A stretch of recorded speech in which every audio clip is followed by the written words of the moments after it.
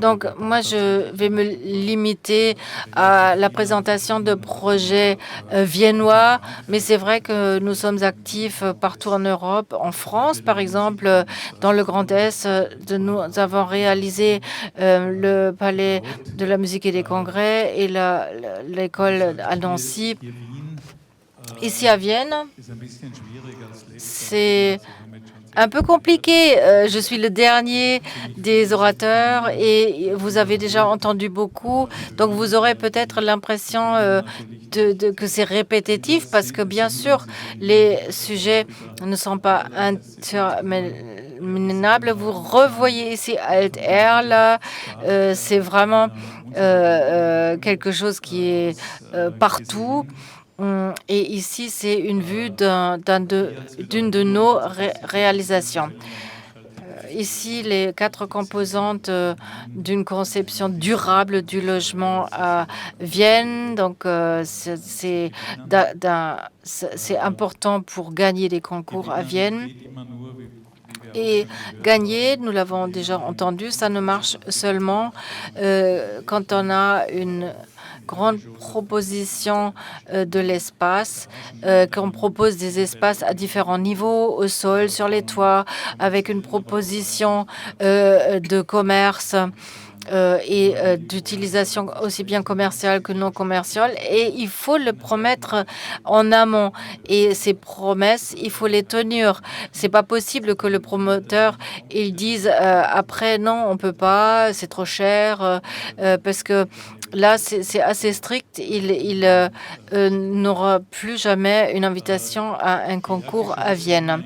Donc, les rez-de-chaussée, c'est toujours un grand sujet. Ici, ici nous avons obtenu le prix du logement à Vienne qui est attribué tous les 5 ans.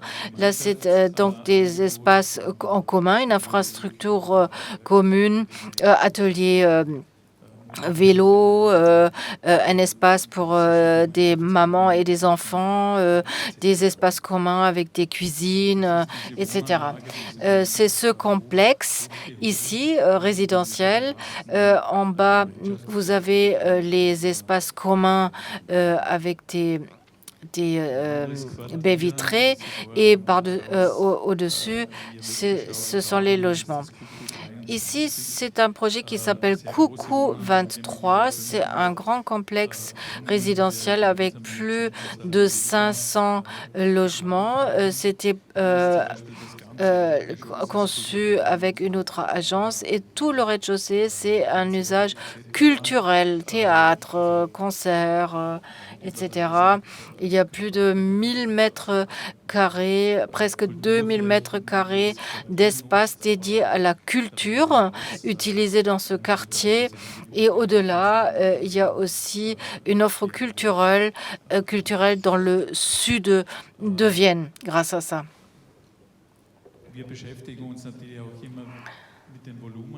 Bien sûr, ce sont les volumes qui nous préoccupent et ça, c'est quelque chose de spécifique à Vienne. Peut-être vous ne l'avez pas encore entendu. Comme en France, il y a beaucoup de PLU très stricts où on a peu de marge de manœuvre et on ne peut définir que l'intérieur. Après, il y a d'autres terrains qui ont des affectations spécifiques où on peut construire un certain volume, mais ce volume, on peut après le définir et mettre des accents, comme ici dans le village Mitte. C'est une petite tour, malheureusement en béton, ça c'est pour des raisons économiques, mais on verra ça plus tard avec une façade 100% en verre. Là, ici, en France, on n'entend toujours pas autant de verre dans le logement social, mais nous avons fait des preuves dans le domaine. Ça fonctionne si c'est fait de manière intelligente et si on parce qu'on économise aussi d'autres contraintes et on génère de la surface. Surtout pour des volumes limités, cela apporte plus de 15% d'espace locatif en plus. Nous essayons de faire des logements traversants pour l'air, pour la lumière. Ça, c'est très important. C'est un aspect important. Ici, c'est en Allemagne. Un de nos projets plus récents qui est en construction, c'est le Brio. Ici, nous avons essayé de développer une typologie modulable et résiliente dans le temps pour pouvoir l'utiliser différemment dans le temps. Je vais revenir sur la façon de construire plus tard. Ce qui est important, ce sont des espaces qui sont modulables facilement. C'est vraiment un système modulaire du logement subventionné modulaire. C'est comme le cube magique, le Rubik's Cube. Ici, c'est à Strasbourg. Aux deux rives, c'était aussi du logement social. On nous a invités de concevoir un parking en bas avec une superposition de logements. Et l'exigence, c'était de pouvoir transformer ce parking en logement par la suite, ce qui n'était plus possible par la suite parce qu'on a dû réduire la voilure pour faire des économies, bien sûr. Mais pour nous, c'est un projet important puisque cette combinaison entre les parkings communautaires et non pas au sous-sol, mais au-dessus du sol, plus 150 logements potentiellement. Alors ça aussi, c'est un projet en France, Wood Art à Toulouse. C'était un des premiers projets en bois, une tour de 11 étages avec un hôtel et des logements à financement libre et 150 logements à loyer modéré. Nous avons voulu faire un module 3D et pour l'hôtel en 2D, mais en fin de compte, on a tout construit en 2D parce qu'à l'époque, dans le sud de la France, il n'y avait pas encore l'expertise pour les modules en 3D. Ici, pour nous, en venant de Foix à Arlberg, c'est important pour nous d'avoir des matériaux naturels.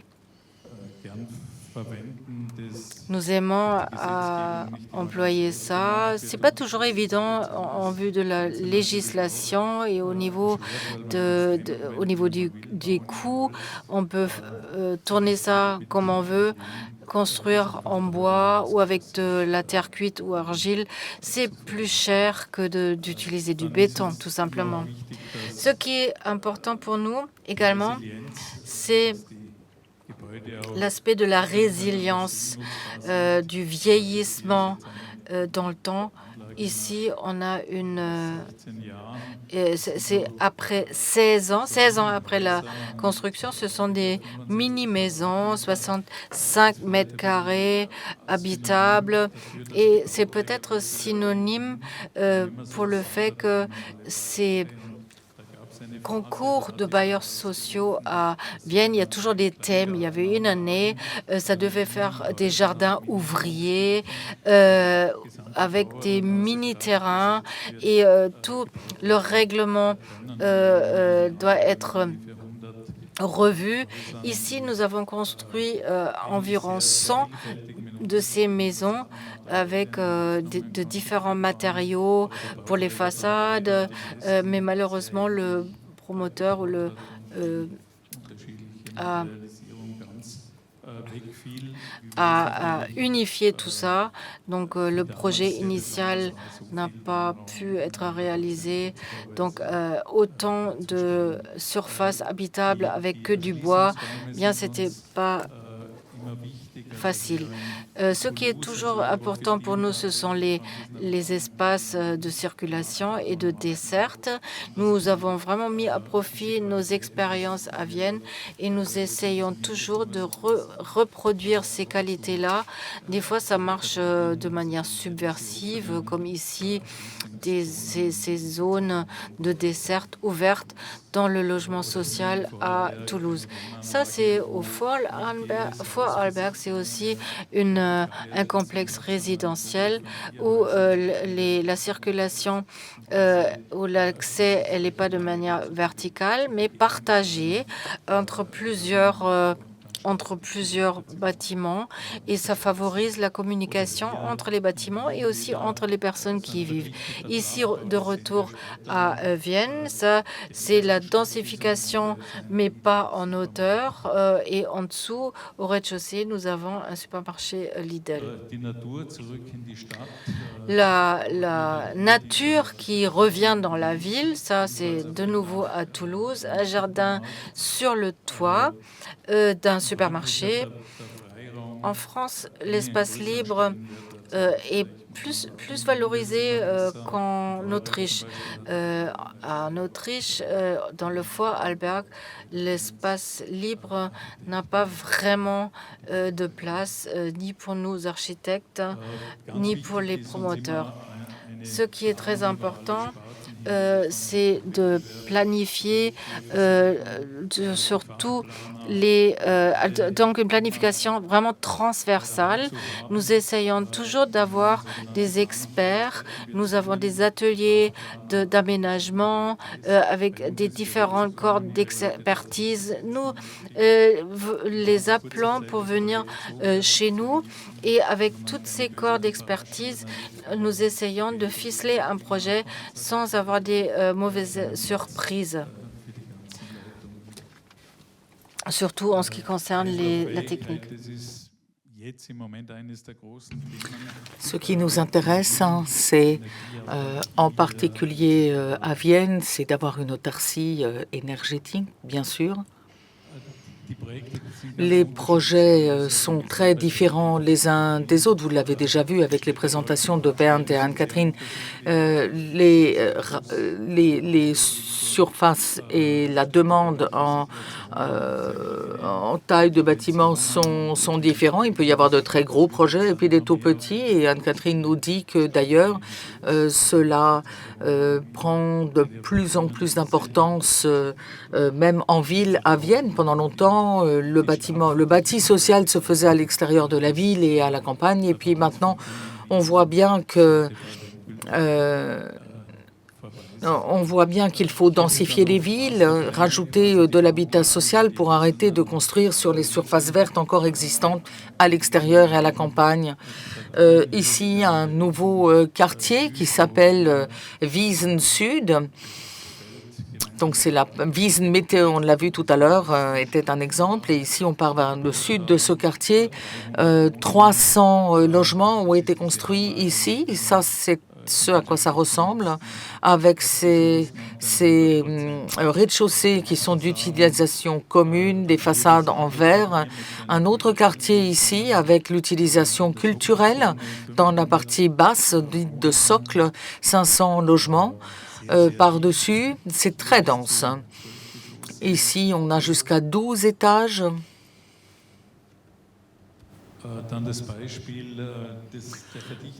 L'exemple ici de la construction basse que je vous ai montré tout à l'heure, au-dessus d'un supermarché Lidl, il y avait un conseiller de la ville qui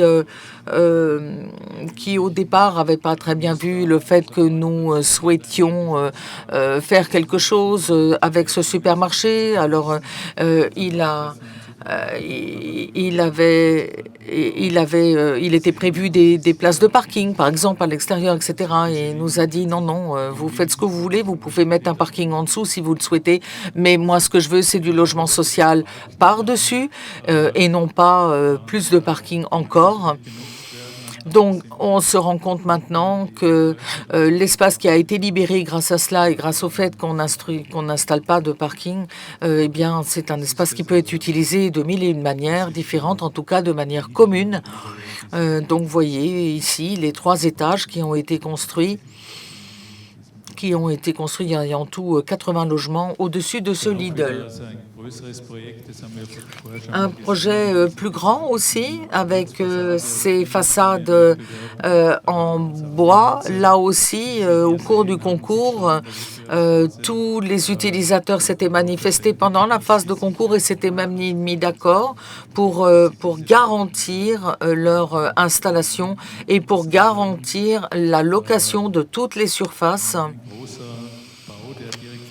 C'est un grand bâtiment qui est situé juste à côté de la gare de l'Est à Vienne, avec cette tour de 8 étages et puis voilà, ces façades décalées en bois. Parce que ce que nous voulions, évidemment, c'est qu'on n'ait pas la vue que sur les voies, mais que l'on puisse aussi voir au-delà grâce à cette orientation différente des appartements. Il y a eu une grande utilisation de bois, en particulier, enfin, et même pour la partie haute. Ici, nous avons cette centaine de mini-maisons dont je vous ai parlé tout à l'heure, qui correspondent à une disposition en quinconce. Et les chemins qui sont bordés de palissades en bois sont sans voiture, donc uniquement réservés aux piétons. Ça, c'est à nouveau Woodart à Toulouse, avec ici l'installation des logements au-dessus du supermarché, un hôtel, le supermarché avec les logements derrière.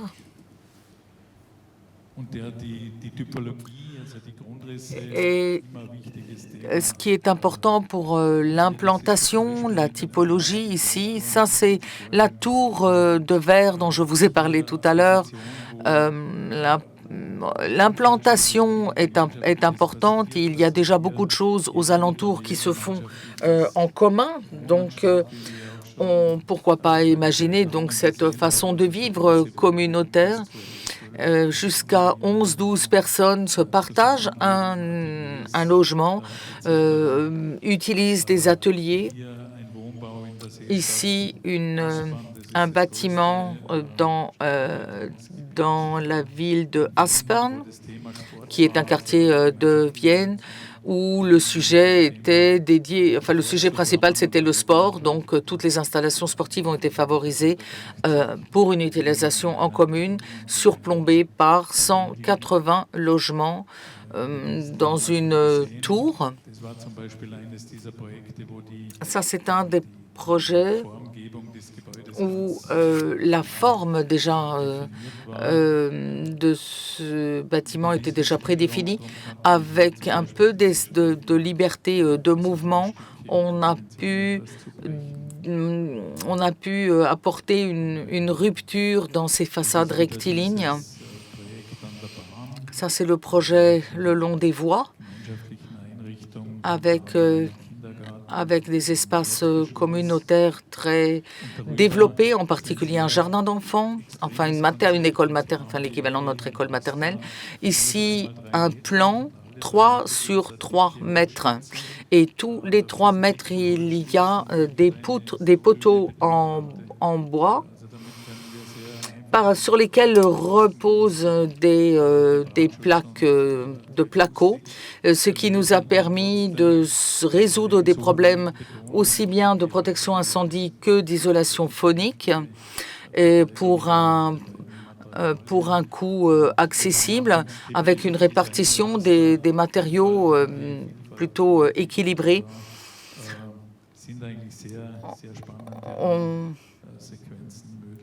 Ça nous a permis aussi de séquencer les bâtiments et tout cet espace de manière satisfaisante. Ici, Coukoutre 23, la plupart des surfaces des cellules commerciales ne sont pas sur 2 étages, mais enfin si, ils sont sur 2 étages, mais pas vers le haut, plutôt vers le bas, vers les caves. Et c'est un mix de bureaux, d'ateliers et de logements qui, plus on s'élève, plus il y a de logements. Ici, un principe des parties humides, par exemple, à l'horizontale et non pas à la verticale, tel que c'était prévu avant, donc non pas une juxtaposition des salles de bain, des toilettes, etc., mais à l'horizontale. Et ça nous a permis de travailler comme avec des Legos ici et d'obtenir des configurations d'habitat totalement différentes, comme vous les ont présentées d'ailleurs les orateurs précédents. À Vienne, on a développé le concept du smart, de l'habitat smart. Ce sont par exemple des logements qui sont réduits par rapport à ce que l'on connaît. C'est pas un appartement de 3 pièces de 65 mètres carrés, mais plutôt 10 à 15 mètres carrés de moins. Donc on dirait plutôt trop petit, mais cet habitat ou ces logements ces logements ne peuvent être habités que si la typologie s'en retrouve changée et si on organise l'intérieur différemment. Cela veut dire aussi une optimisation de l'utilisation des surfaces.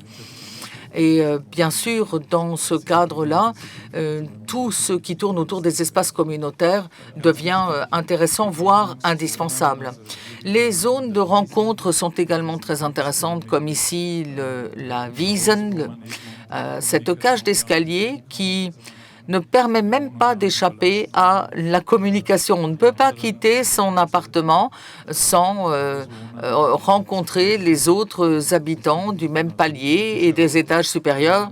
Ce qui est intéressant, ça c'est quand on regarde vers le haut et vous voyez là aussi la lumière naturelle, zénitale, qui permet d'apporter un maximum de lumière même dans ces couloirs d'accès, ces passerelles et ces paliers. On a joué même avec ce hall central presque où les personnes habitent derrière des murs en verre. Mais hélas, la protection incendie nous a interdit de planter quoi que ce soit dans cet espace ici central, qui au départ devait vraiment être juste un espace pour apporter de la lumière. Mais vous voyez que les appartements comportent des portes, mais aussi une partie vitrée qui est tout à fait acceptée et qui a été souhaitée d'ailleurs, et qui s'ouvre sur cet espace commun, les paliers. Ici, encore des zones d'entrée, des halls d'entrée presque surdimensionnés, inondés de lumière, où là encore des espaces communs qui sont non seulement bien éclairés, mais qui sont modulables et donc utilisables par tous. Des rez-de-chaussée qui, évidemment, présentent des accès, mais ces accès ne sont pas réservés au rez-de-chaussée, mais aussi aux étages, ici comme des coursives ou des passerelles, parfois. Ça, c'est un exemple de Strasbourg.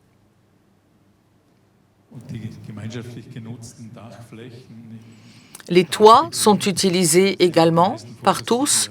Ce sont la plupart des photos que nous vous montrons ici ont déjà quelques années, mais au fur et à mesure que les années passent, eh bien, c'est de plus en plus vert, de plus en plus dense en matière de végétation, mais ça c'est quelque chose qui est très prisé. Et puis il y a aussi, c'est vrai qu'il y a des immeubles où ça fonctionne très très bien, il y en a d'autres où tout le monde n'est pas emballé à l'idée d'aller jardiner avec les voisins, et donc ça ne survit pas très longtemps. Retour à Coucou 23, donc avec ses installations culturelles. Cela veut dire qu'il y a des paysages, on va dire, en toiture qui sont particulièrement intéressants et prisés. Ici, la cour intérieure, au-dessus du supermarché. Dans la Seestadt Aspern, ici, nous sommes à nouveau à Toulouse. C'est Strasbourg, ici.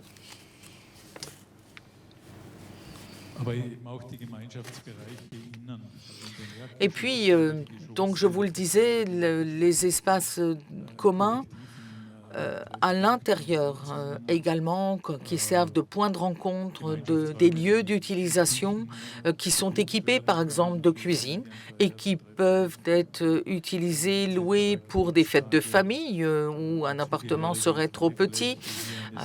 Ici, un sauna dans la Seestadt Aspern qui peut être utilisé par tous. Ici, à nouveau, toutes ces installations artistiques et pour des artistes. Le théâtre, qui est en creux, c'est encore d'ailleurs là aussi un espace supplémentaire qui peut être utilisé pour faire du théâtre. Ici, nous avons une grande cuisine commune sur le toit. Dans le Brio, vous voyez, les images se répètent, mais il nous faut construire dense. Sinon, on a des ennuis avec les promoteurs, aussi avec les services de la ville et les bailleurs sociaux. Alors, la préfabrication, ça c'est un sujet qui nous occupe déjà depuis une bonne trentaine d'années. Ça a été notre premier immeuble d'habitat social, c'était à Vienne il y a 23 ans, et c'était la première fois qu'il y avait une construction préfabriquée en bois de 5 étages en Autriche, qu'il fallait enduire, parce qu'à l'époque, une façade en bois n'était pas possible. Donc il n'y avait que ces balcons, ces éléments d'ailleurs préfabriqués en bois de chêne d'ailleurs. Le premier grand immeuble d'habitat passif. Brio toujours, où tous les éléments de façade, c'est-à-dire la façade d'un appartement, est préfabriqué. C'est mis en place très rapidement et cela nous a pris à peu près 3 mois pour faire ces 23 000 mètres carrés par mois en tout sur la surface. Donc vous voyez aussi ces événements préfabriqués qui arrivent ici avec les grues et qui peuvent être mis en place de manière très rapide. Toulouse aussi, on a d'abord mis évidemment les structures verticales et ensuite on a apporté les modules en bois qui sont donc venus se superposer les uns aux autres. Le sujet que j'ai déjà mentionné, les façades en verre.